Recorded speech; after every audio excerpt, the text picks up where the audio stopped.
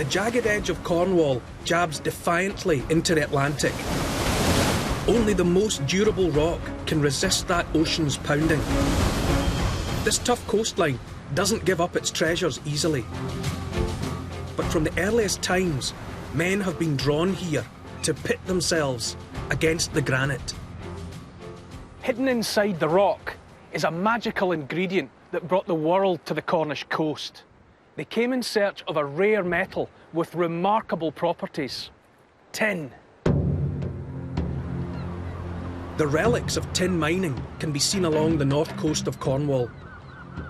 The engine houses and their chimneys may be derelict, but these ruins are reminders of an industry that connects us directly to the ancient world, thanks to a humble household object. How about this? A tin. Nowadays, though, you'd probably call it a can, made of aluminium or steel. But the originals started out in the 1800s and were made of iron. Iron coated with a thin layer of tin. Tin doesn't rust. It's one of its many magical properties. And food kept in rust-free tin cans remained edible for ages. But ages and ages ago, tin was at the cutting edge of a much bigger revolution. Mix tin with copper and you get bronze. The birth of the Bronze Age, some 3,500 years ago, owed a lot to the tin of the Cornish coast. Archaeologist Adam Sharp has studied ancient bronze tools. An axe head is the sort of staple working tool of the Bronze Age. Virtually every piece of bronze that you find in Western Europe has got Cornish tin in it. Once people the world over realise that tin is to be had here, Cornwall becomes pivotal. Absolutely. In terms of distribution on the Earth's surface, tin is very rare indeed. Even in terms of sort of Western Europe, there's a bit in Iberia, in Spain. There's a little bit on Sardinia, but almost all of it is in Cornwall and West Devon. And it means that the people who controlled that resource traded all over Western Europe. Thousands of years ago, long and perilous journeys were being made to this coast. As the Bronze Age boomed in Europe, they needed Cornish tin. The tin trade wasn't just with near neighbours across the Severn Sea, but with the wider world. Tin was travelling as far away as ancient Greece and the Middle East. Bronze Age traders took great risks navigating this treacherous coastline, but the rewards were worth it.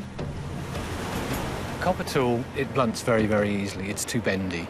But adding just the right amount of tin, 10, 11% of tin, makes it hard, makes it tough, it's sharpenable, it can be polished. What in the main is bronze being used to make? Utilitarian tools, axes and knives and chisels and things like that. Enormous range of jewellery and weapons, of course. And it's the making of swords, which is absolutely typifies the later part of the Bronze Age. So in a way, that puts Cornwall at the centre of an international arms trade. I'm afraid so, yes. Throughout the Bronze Age, ancient armies relied on the Cornish coast for the raw materials of battle. Hiya, Neil. To see why, I'm meeting Neil Burridge, who still practices the age-old art of forging bronze weapons. Just got the fire going, just start to warm up. As the temperature rises, Neil prepares a mould made of stone so we can cast our own bronze sword. So that's it.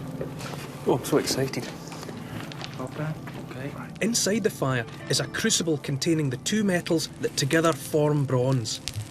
90% copper will make our sword flexible. 10% tin will make it hard with a cutting edge. Heated to 1,200 degrees Celsius, we're ready to pour. That's good. Wow. Oh, look at that. Wow, even that's a beautiful thing. Let's get the colour of it. My first sword. What I'm going to do is take the clamps off it now. If we try to move it too quickly, it'll snap.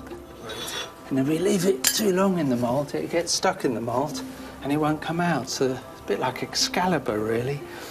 So what a shoe it is. I'll give it a little wiggle. I can feel it. So you should be able to draw it out very slowly, but don't drop it.